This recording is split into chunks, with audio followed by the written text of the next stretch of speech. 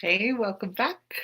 I love talking out loud because I get to use my voice. And I did get to meet with a friend and talk about the future, and got to comb my hair today and put on lipstick and a little bit of makeup. And I thought I'd read to you.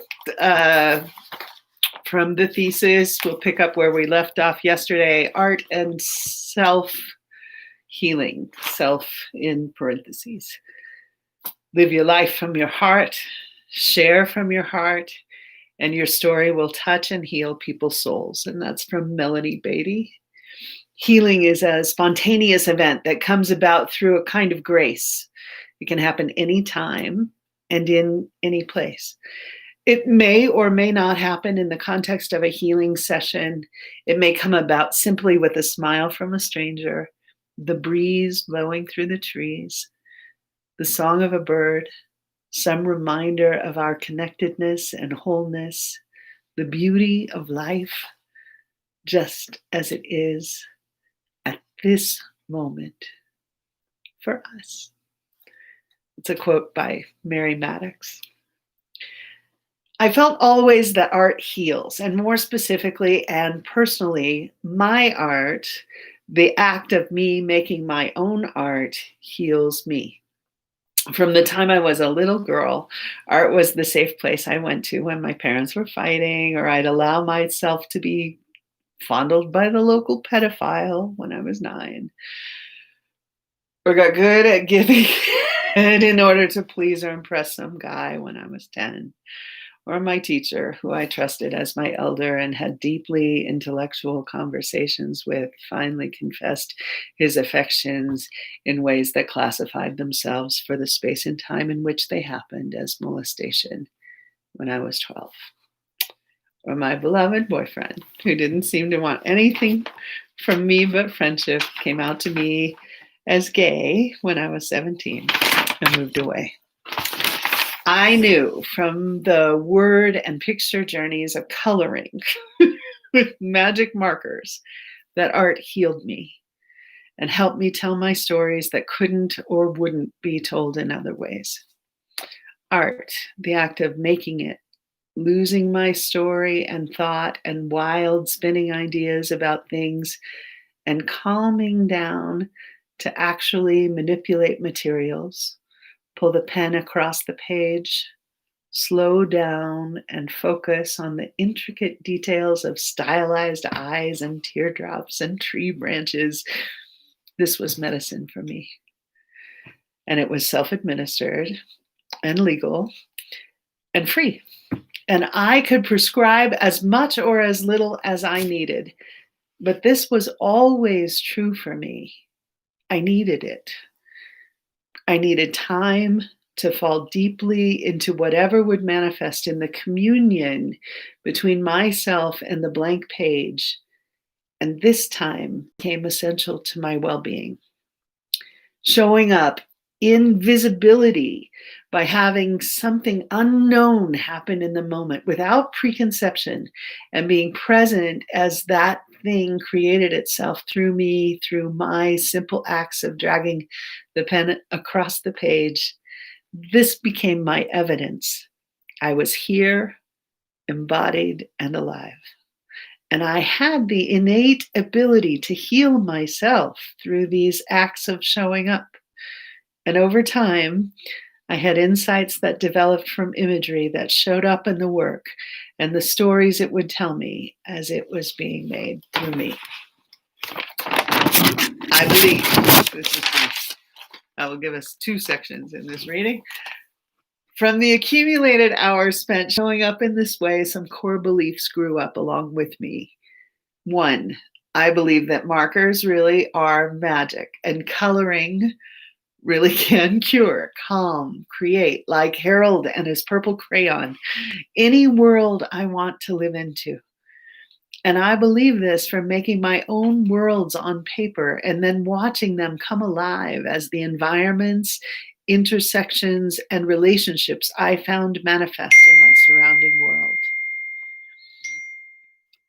2, I believe art to be an essential part of the human experience, and that expression, sharing the stories, music, colors, and creations of the other is the deepest and most revealing way to glimpse another's humanity.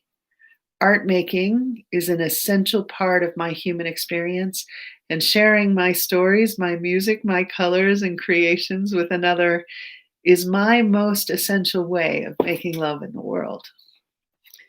3, I believe this evidence of creative being and artwork to be the sacred soul of an individual made manifest, and that it must be seen, acknowledged, encouraged, admired, witnessed, and allowed in order to keep a human whole and free and in touch with their own wisdom and ways of knowing. In my journeys through my pre-JFKU people pleaser and achiever personality accomplishments, I held these beliefs about human creative expression. I carried my knowing and expression and recognition about these creative things, and I shared from this place. I would often find myself on committees with groups of people who were otherwise inclined or had been taught about what is and isn't art, had determined who could and could not do art, and carried with them a worldview that art was recreational and should be offered without remuneration and otherwise dismissed, and would vocalize their disdain for and lack of understanding about art and art makers. I found many who could not find value in the healing powers of crayons, nor would they make room for the possibility alive in them. So many grown-ups were broken in this way, and their learned helplessness in regards to their denied creativity cost so much as they perceived art as a threat that kept creativity and possibility safe in the systems, institutions, and policies they created.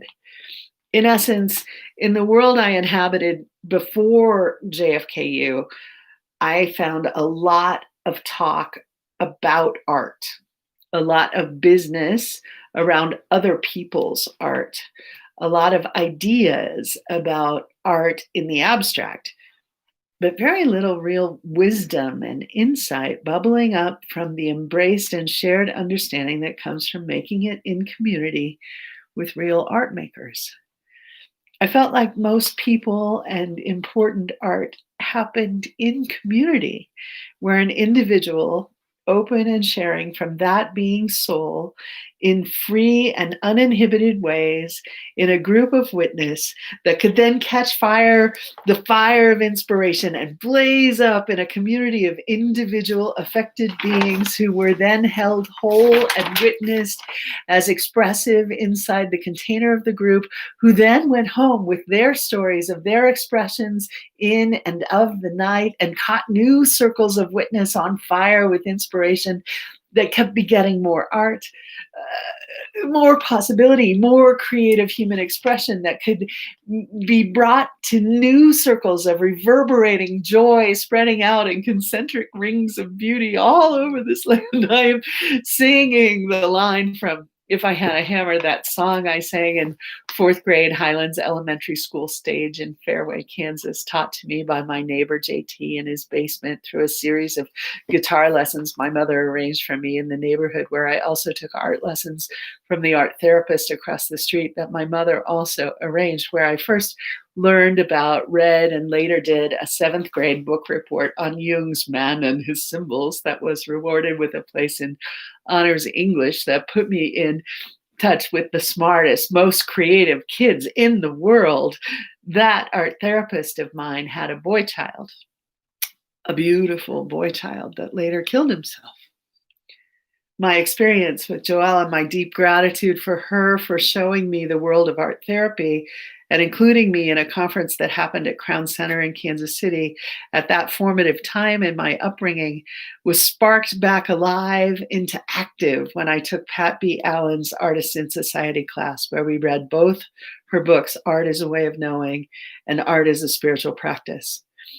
Pat offered her insight into the open studio technique and allowed me mentorship access to her while I struggled to find my way to work in the world that resulted in almost a year's tenure at Lincoln Child Center, where I raised people, stuff, and money to support the work of Lisa Rasmussen, who held the Transformative Arts program that I was moved to come to know about through her Works in Progress exhibition in the hallway during the introduction to Transformative Art class held by Karen Schoholm that rocked open my world.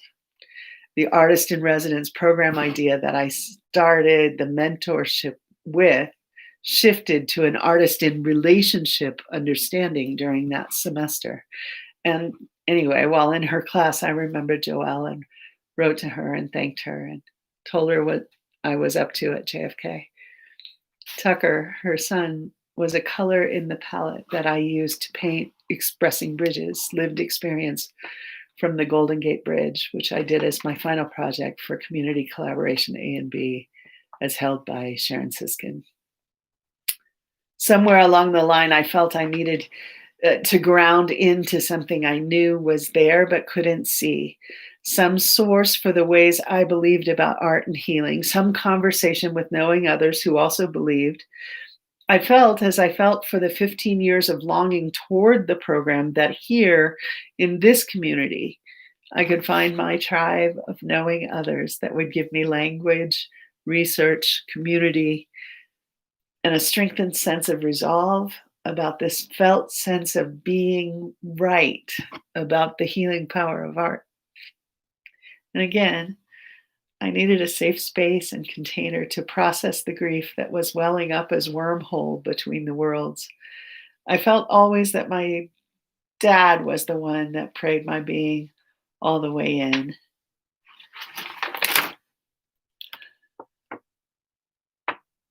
Without him in the world, I wasn't sure what I was doing here. We'll leave it there for a minute, and I'll come back and share more with you tomorrow, maybe. Thanks for listening. I'm calling myself the Crestline Creatrix, and I'm reading from my thesis at the now defunct JFK University's Arts and Consciousness program. And my master's is in Transformative Arts.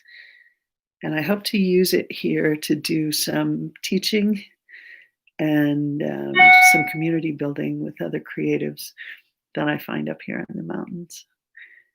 Thanks for listening.